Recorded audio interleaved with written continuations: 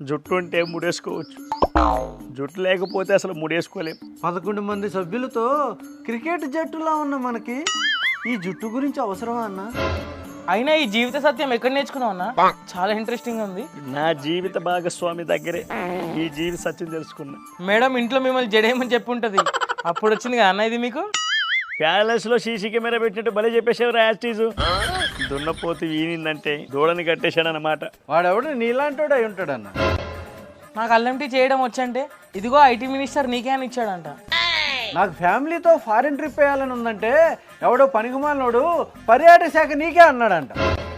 బాటిల్లో ఉన్న నీళ్లు బాటిల్లో ఉండగానే తాగలం, అదే బాటిల్లో ఉన్న నీళ్లు బాటిల్లో నుండి కింద పడితే ఏరుకోలేం. రెడ్ బుక్ పేజీలో మన పేరు లేకపోతే ప్రశాంతంగా ఉండగలం, అదే రెడ్ బుక్ పేజీలో మన పేరు ఉంటే కోలుకోలేం. ఇది సామెత కాదురా, నా చుట్టూ తిరిగే మూత, తొందరలోనే పోతా జైలుకి.